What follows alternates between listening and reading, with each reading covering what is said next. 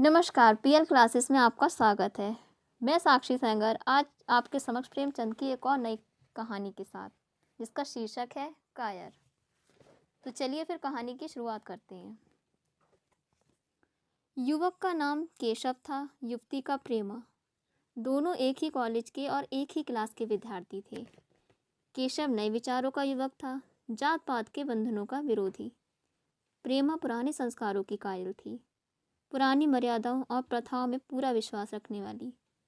लेकिन फिर भी दोनों में गाढ़ा प्रेम हो गया था और यह बात सारे कॉलेज में मशहूर थी। केशव ब्राह्मण होकर भी वैश्य कन्या प्रेमा से विवाह करके अपना जीवन सार्थक करना चाहता था। उसे अपने माता पिता की परवाह ना थी। कुल मर्यादा का विचार भी उसे स्वांग सा लगता था। उसके लिए सत्य कोई वस्तु थी तो प्रेम थी, किंतु प्रेमा के लिए माता पिता और कुल परिवार के आदेश के विरुद्ध एक कदम बढ़ाना भी असंभव था। संध्या का समय है। विक्टोरिया पार्क एक निर्जन स्थान में दोनों आमने सामने हरियाली पर बैठे हुए हैं। सैर करने वाले एक एक करके विदा हो गए, किंतु ये दोनों अभी भी वहीं बैठे हुए हैं। उनमें एक ऐसा प्रसंग छिड़ा हुआ है जो किसी तरह समाप्त ही नहीं होता। केशव ने झुंझलाकर कहा, इसका यह अर्थ है कि तुम्हें मेरी परवाह नहीं है? प्रेमा ने उसको शांत करने की चेष्टा करके कहा, तुम मेरे साथ अन्याय कर रहे हो केशव, लेकिन मैं इस विषय को माता पिता के सामने कैसे छेड़ूं? यह मेरी समझ नहीं आता। वे लोग पुरानी रूढ़ियों के भक्त हैं। मेरी तरफ से कोई ऐसी बात सुनकर मन में जो जो शंकाएं होंगी, उनकी तुम कल्पना कर सकते हो? केशव ने उग्र भाव से पूछा। तो तुम भी उन्हीं पुरानी रूढ़ियों के गुलाम हो?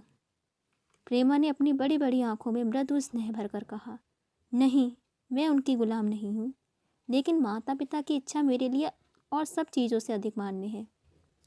तुम्हारा व्यक्तित्व कुछ नहीं है, ऐसा ही समझ लो।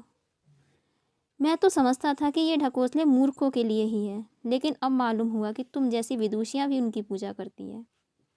जब मैं तुम्हारे लिए संसार को छोड़ने पर तैयार हूँ, तो तुमसे भी यही आशा करता हूँ। प्रेमा ने मन में सोचा, मेरा अपनी देह पर क्या अधिकार है? जिन माता पिता ने अपनी रक्त से मेरी सृष्टि की है और अपने स्नेह से उसे पाला है, उनकी मर्जी के खिलाफ कोई काम करने का उसे कोई हक नहीं। उसने दीनता के साथ केशव से कहा, क्या प्रेम स्त्री और पुरुष के रूप में ही रह सकता है, मैत्री के रूप में नहीं?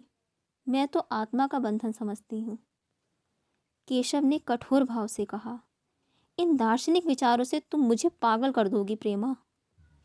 बस इतना ही समझ लो, मैं निराश होकर जिंदा नहीं रह सकता।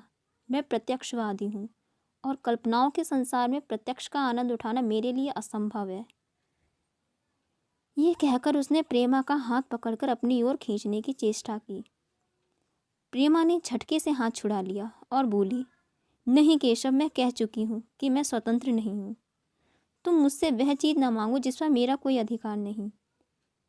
केशव को अगर प्रेमा ने कठोर शब्द कहे होते तो भी उसे इतना दुख नहीं हुआ होता। एक क्षण तक वह मन मारे बैठा रहा, फिर उठकर निराश भरे स्वर में बोला,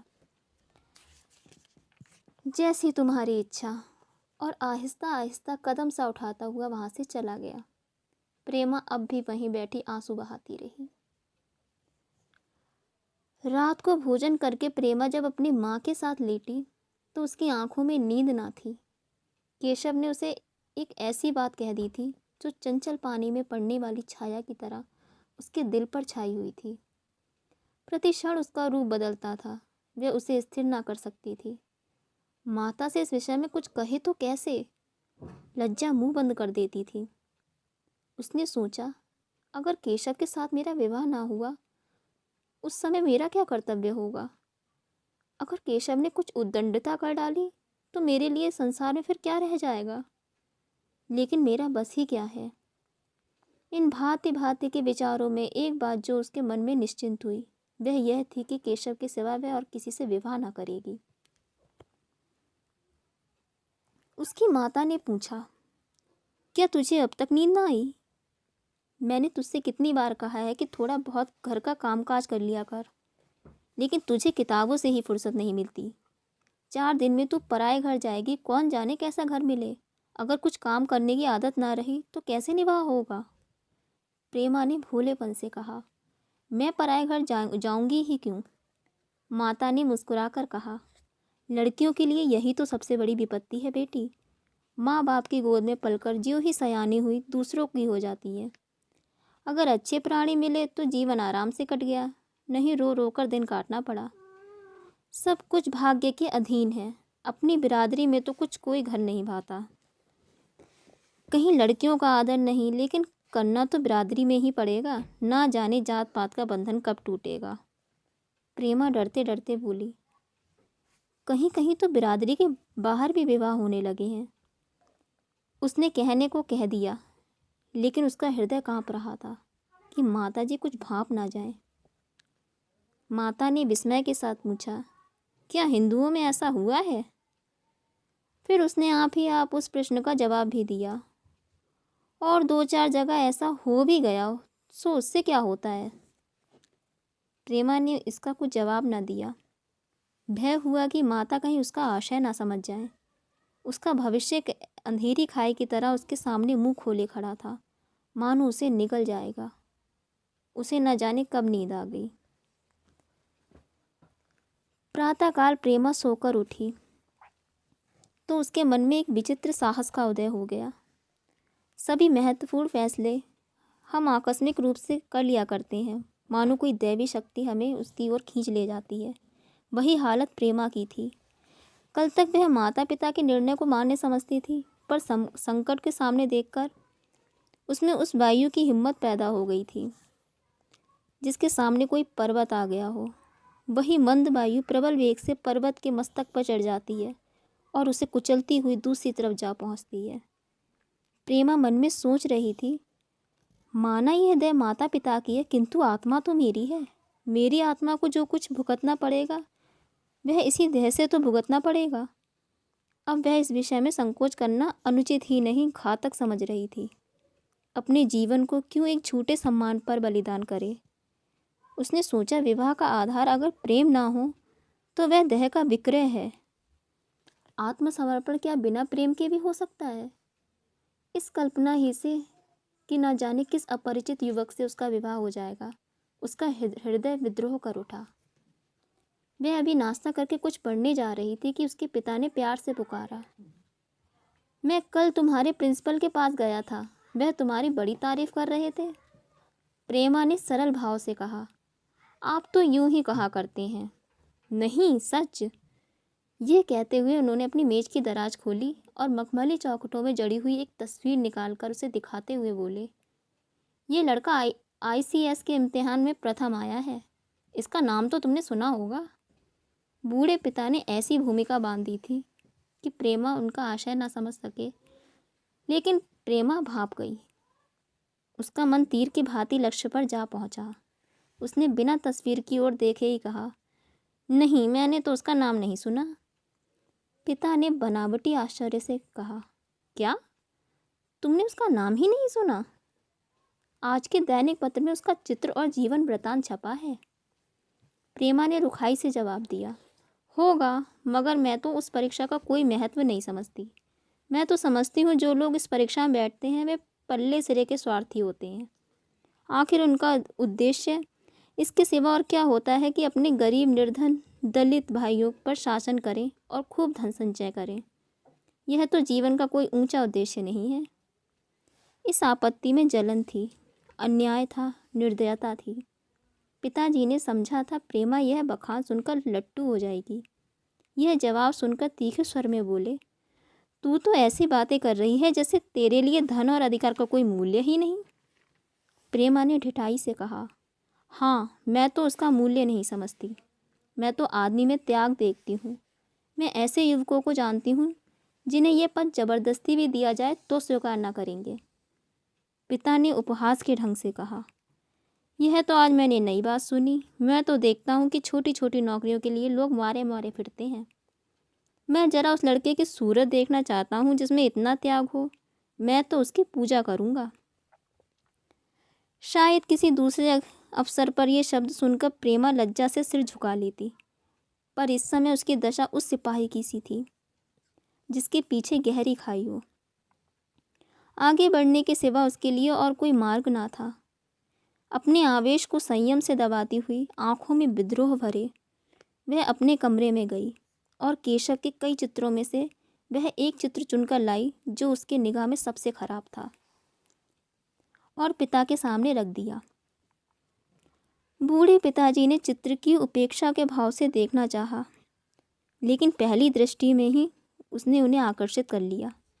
ऊंचा कद था और दुर्बल होने पर भी उसका गठन स्वास्थ्य और संयम का परिचय दे रहा था।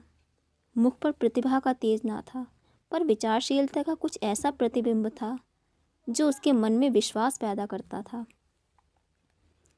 उन्होंने उस चित्र की ओर देखते हुए पूछा, यह किसका चित्र है? प्रेमा ने संकोच से सिर झुकाकर कहा, ये मेरी ही क्लास में पढ़ते हैं। अपनी ही बिरादरी का है? प्रेमा की मुख मुद्रा धूमिल हो गई। इसी प्रश्न के उत्तर पर उसकी किस्मत का फैसला हो जाएगा। उसके मन में पछतावा हुआ कि व्यर्थ में इस चित्र को यहाँ लाई। उसमें एक क्षण के लिए जो दृढ़ता आई थी, वह इस पैने प्रश्न के सामने कातर हो उठी। दबी हुई आवाज़ में बोली, जी नहीं, वह ब्राह्मण है। और यह कहने के साथ ही शुद्ध होकर कमरे से निकल गई, मानो यहाँ की वायु में उसका गला घुटा जा रहा हो, और दीवार की आड़ में होकर रोने लगी। लाला जी को तो पहले ऐसा क्रोध आया कि प्रेमा को बुलाकर साफ साफ कह दें कि यह असंभव है।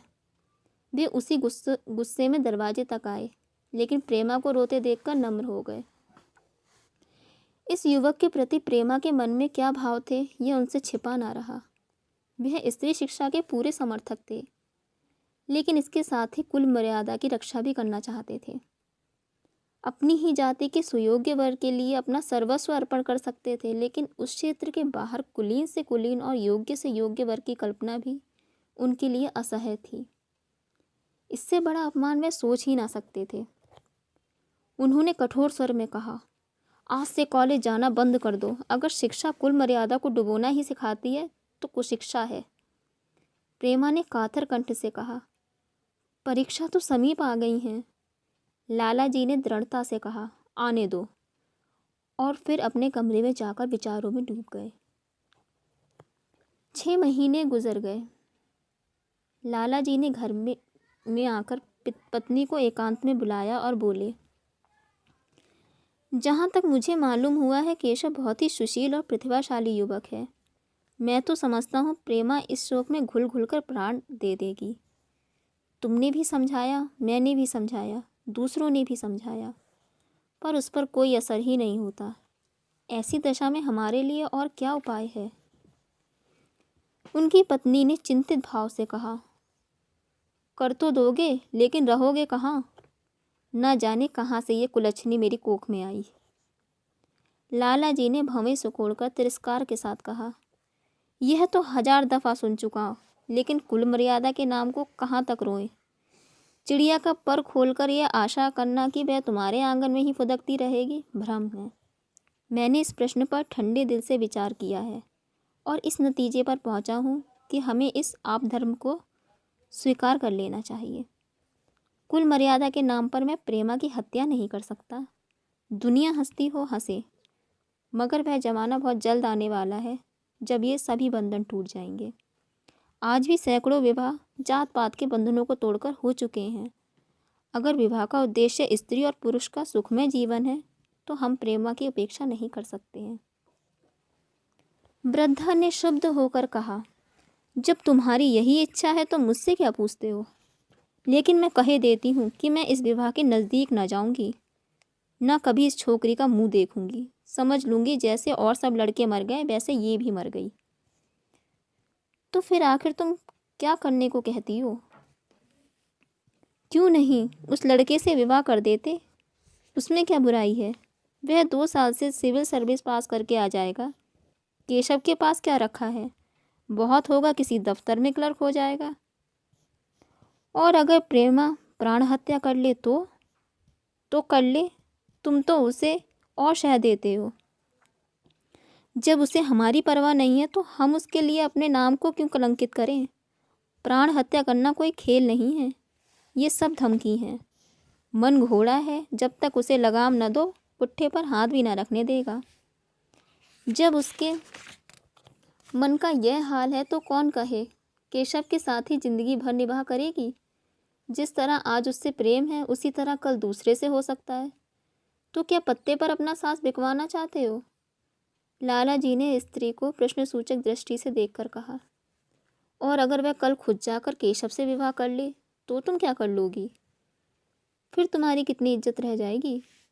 वह चाहे संकोचवश या हम लोगों के लिहाज में यूं ही बैठी रहे, पर यदि जिद पर कमर बांध ले हम तुम कुछ नहीं कर सकते।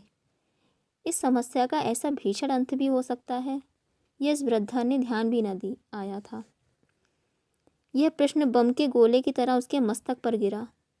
एक क्षण तक वह अवाक बैठी रही, मानो इस आघात ने उसकी बुद्धि की धज्जियां उड़ा दी हों। फिर पराभूत होकर बोली, तुम्हें अनोखी ही कल्पनाएं सूझती हैं। मैंने तो आज तक कभी नहीं सुना कि किसी कुलीन कन्या ने अपनी इच्छा से विवाह किया हो। तुमने ना सुना हो, लेकिन मैंने सुना है और देखा है। ऐसा होना बहुत संभव है। जिस दिन ऐसा होगा उस दिन तुम मुझे जीती ना देखोगे। मैं यह नहीं कहता ऐसा होगा ही, लेकिन होना संभव है। तो जब ऐसा होना है तो इससे तो यही अच्छा है कि हम ही उसका प्रबंध कर दें। जब नाक ही कट रही है तो तेज छुरी से क्यों ना कटे। कल केशव को बुलाकर देखो क्या कहता है। केशव के पिता सरकारी पेंशनर थे, मिजाज के चिड़चिड़े और कृपण। धर्म के आडंबरों में ही उनके चित्त को शांति मिलती थी। कल्पना शक्ति का अभाव था, किसी के मनोभावों का सम्मान न कर सकते थे। वह अब भी उस संसार में रहते थे जिसमें उन्होंने अपने बचपन और जवानी के दिन काटे थे। नवयुग की बढ़ती हुई लहर को वे सर्वनाश कहते थे और कम से कम अपने घर को दोनों हाथों और दोनों पैरों को जोर लगाकर उसे बचाए रखना चाहते थे। इसलिए जब एक दिन प्रेमा के पिता उनके पास पहुँचे और केशव से प्रेमा के विवाह का प्रस्ताव किया तो बूढ़े पंडित जी अपने आपे में न रह सके। धुंधली आंखें फाड़कर बोले, आप भंग तो नहीं खा गए हैं? इस तरह का संबंध, और चाहे जो कुछ हो, विवाह नहीं? मालूम होता है आपको भी नए जमाने की हवा लग गई है। बूढ़े बाबूजी ने नम्रता से कहा, मैं खुद ऐसा संबंध नहीं पसंद करता। इस विषय में मेरे भी वही विचार हैं जो आपके, पर बात ऐसी आ पड़ी है कि मुझे विवश होकर आपकी सेवा में आना पड़ा। आजकल की लड़के और लड़कियां कितने स्वेच्छाचारी हो गए हैं, यह तो आप जानते ही हैं। हम बूढ़े लोगों के लिए अब अपने सिद्धांतों की रक्षा करना कठिन है। मुझे भय है कि कहीं ये दोनों निराश होकर अपनी जान पर ना खेल जाएं। बूढ़े पंडित जी जमीन पर पांव पटकते हुए गरज उठे, आप क्या कहते हैं साहब? आपको शर्म नहीं आती? हम ब्राह्मण हैं और ब्राह्मणों में भी कुलीन। ब्राह्मण कितने ही पतित हो गए हों, इतनी मर्यादा शून्य नहीं हुए कि बनिए बक्कालों की लड़कियों से विवाह करते फिरे। जिस दिन कुलीन ब्राह्मणों में लड़कियां न रहेंगी उस दिन समस्या उपस्थित हो सकती है। मैं कहता हूँ आपको मुझसे यह बात करने का साहस कैसे हुआ? बूढ़े बाबूजी जितना ही दबते थे उतना ही पंडित जी बिगड़ते थे। यहाँ तक कि लाला जी अपना अपमान ज़्यादा ना सह सके और अपनी तकदीर को कोसते हुए चले गए। उसी वक्त केशव कॉलेज से आया। पंडित जी ने तुरंत उसे बुलाकर कठोर कंठ से कहा, मैंने सुना है तुमने किसी बनिए की लड़की से अपना विवाह निश्चित कर लिया है। यह खबर कहाँ तक सही है? केशव ने अनजान बनकर पूछा। आपसे किसने कहा? किसी ने कहा। मैं पूछता हूँ ये बात ठीक है या नहीं? अगर ठीक है और तुमने अपनी मर्यादा को डुबाना निश्चय कर लिया है तो तुम्हारे लिए हमारे घर में कोई स्थान नहीं। तुम्हें मेरी कमाई का एक धेला भी नहीं मिलता। मेरे पास जो कुछ है वह मेरी अपनी कमाई है। मुझे अख्तियार है कि मैं उसे जिसे चाहे दे दूँ। तुम यह अनीति करके मेरे घर में कदम नहीं रख सकते। केशव पिता के स्वभाव से परिचित था। प्रेमा से उसे प्रेम था। वह गुप्त रूप से प्रेमा से विवाह कर लेना चाहता था। बाप हमेशा थोड़े ना बैठे रहेंगे। माता के स्नेह पर उसे विश्वास था। उस प्रेम की तरंग में वह सारे कष्टों को झेलने के लिए तैयार मालूम होता था। लेकिन जैसे कोई कायर सिपाही बंदूक के सामने जाकर हिम्मत खो बैठता है और कदम पीछे हटा लेता है, वही दशा केशव की हुई। वह साधारण युवकों की तरह सिद्धांतों के लिए बड़े बड़े तर्क कर सकता था, जबान से उनमें अपनी भक्ति की दोहाई दे सकता था, लेकिन इसके लिए यातनाएं झेलने की सामर्थ्य उसमें ना थी। अगर वह अपनी जिद पर अड़ा और पिता ने भी अपनी टेक रखी तो उसका कहाँ ठिकाना लगेगा। उसका जीवन ही नष्ट हो जाएगा। उसने दबी जबान से कहा, जिसने आपसे यह कहा है बिल्कुल झूठ कहा है। पंडित जी ने तीव्र नेत्रों से देखकर कहा, तो ये खबर बिल्कुल गलत है? जी हाँ, बिल्कुल गलत। तो तुम आज ही इसी वक्त उस बनिए को खत लिख दो और याद रखो कि अगर इस तरह की चर्चा फिर उठी तो मैं तुम्हारा सबसे बड़ा शत्रु होऊंगा। बस जाओ। केशव और कुछ न कह सका। वह यहाँ से चला तो ऐसा मालूम होता था कि पैरों में दम नहीं है। दूसरे दिन प्रेमा ने केशव के नाम यह पत्र लिखा। प्रिय केशव, तुम्हारे पूज्य पिताजी ने लाला जी के साथ जो अशिष्ट और अपमानजनक व्यवहार किया, उसका हाल सुनकर मेरे मन में बड़ी शंका उत्पन्न हो रही है। शायद उन्होंने तुम्हें भी डांट फटकार बताई होगी। ऐसी दशा में मैं तुम्हारा निश्चय सुनने के लिए विकल हो रही हूँ। तुम्हारे साथ हर तरह का कष्ट झेलने को तैयार हूँ। मुझे तुम्हारे पिताजी की संपत्ति का मोह नहीं है। मैं तो केवल तुम्हारा प्रेम चाहती हूँ और उसी में प्रसन्न हूँ। आज शाम को यहीं आकर भोजन करो। दादा और माँ दोनों तुमसे मिलने के लिए बहुत इच्छुक हैं। मैं वह स्वप्न देखने में मग्न हूँ जब हम दोनों उस सूत्र में बन जाएंगे जो टूटना नहीं जानता, जो बड़ी से बड़ी आपत्ति में भी अटूट रहता है। तुम्हारी प्रेमा। संध्या हो गई और इस पत्र का कोई जवाब न आया। उसकी माता बार बार पूछती, केशव आए नहीं? बूढ़े लाला भी द्वार की ओर आंख लगाए बैठे थे। यहाँ तक कि रात के 9 बज गए, पर ना तो केशव ही आए, ना उनका पत्र।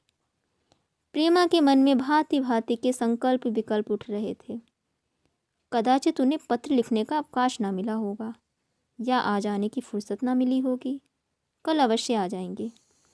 केशव ने पहले उसके पास जो प्रेम पत्र लिखे थे, उन सबको उसने फिर से पढ़ा।